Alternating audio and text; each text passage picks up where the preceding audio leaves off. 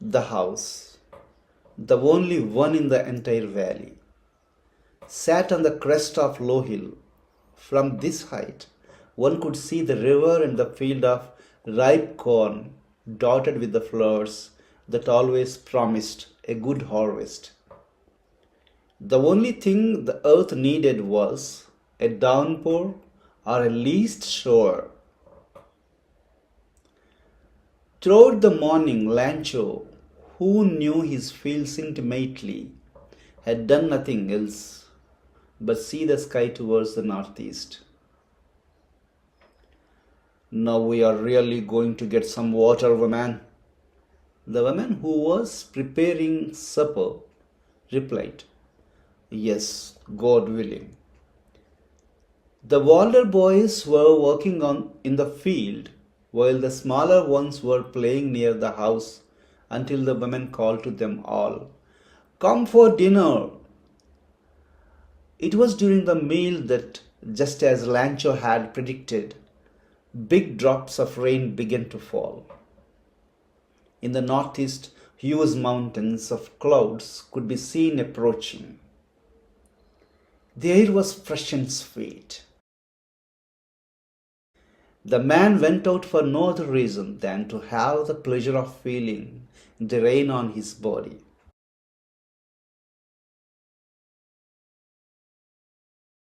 And when he returned, he exclaimed, These aren't raindrops falling from the sky. They are new coins. The big drops are 10 cents of pieces, and the little ones are fives. With a satisfied expression, he regarded the field of ripe corn with its flowers, draped in the curtain of rain. But suddenly, a strong wind began to blow, and along with the rain, very large hailstones began to fall. These truly did resemble new silver coins. The boys, exposing themselves to the rain, ran out to collect the frozen petals. It's really getting bad now, exclaimed the man.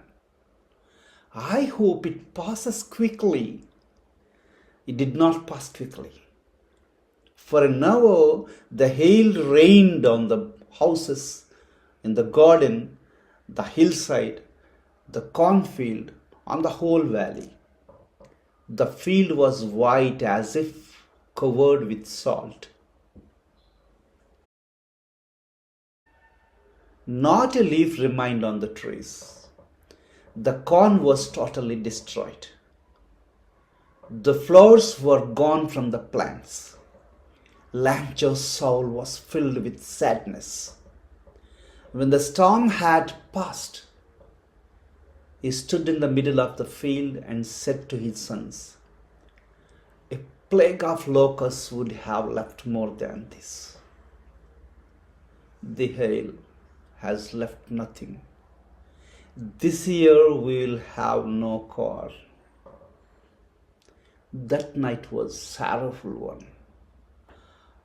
All our work for nothing. There is no one who can help us. We'll all go hungry this year. But in the hearts of all who lived in the solitary house, in the middle of the valley, there was a single hope. Help from God. Help from God. Don't be so upset. Even though this seems like a total loss, remember, no one dies of hunger. That's what they say. No one dies of hunger. All through the night, Lencho thought only of his one hope, the help of God, whose eyes, as he had been instructed to see everything, even what is deep in one's conscience. Lencho was an ox of man, working like an animal in the fields, but still he knew how to write. The following Sunday, at daybreak, he began to write a letter which he himself would carry to town and place in the mail. It was nothing less than a letter to God.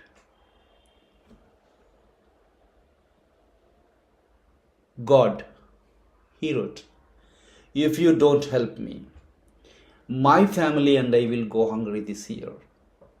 I need 100 pesos in order to sow my field again and to live until the crop comes.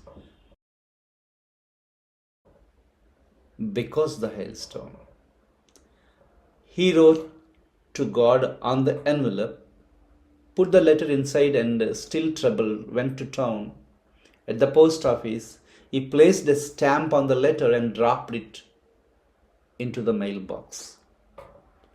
One of the employees, who was the postman and also helped at the post office, went to his boss laughing heartily and showed him the letter to God. Never in his career as a postman had he known that address. The postmaster, a fat, amiable fellow, also broke out of laughing, but almost immediately he turned serious and tapping the letter on the desk commented, "What faith! I wish I had the faith of the man who wrote this letter, starting up a correspondence with God." So, in order not to shake the writer's faith in God, the postmaster came up with an idea. Answer the letter. But when he opened it, it was evident that to answer it he needed something more than goodwill, ink and paper. But he stuck to his resolution. He asked money.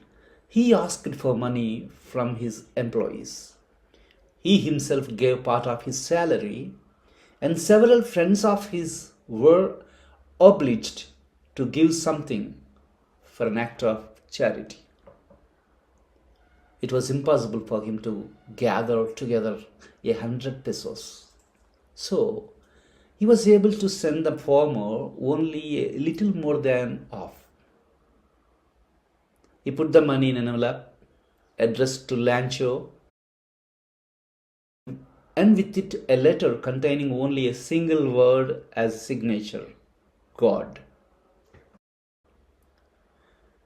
The following Sunday, Lencho came a bit earlier than usual to ask if there was a letter for him. It was the postman himself who handed the letter to him, while the postmaster, experiencing the contentment of man who has performed a good deed, looked on from his office. Lencho showed not the slightest surprise on seeing the money. Such was his confidence. But he became angry when he counted the money. God could not have made a mistake, nor could he have denied Lencho what he had requested. Immediately Lencho went up to the window to ask for the paper and ink. On the public writing table, he started to write, with much wrinkling of his brow, caused by the effort he had to make to express his ideas. When he finished, he went to the window to buy a stamp, which he licked and then affixed to the envelope with a blow of his fist. The moment the letter fell into the mailbox, the postmaster went to open it. It said, "God, of the money that I asked for, only 70 pesos reached me. Send me the rest, since I need it very much."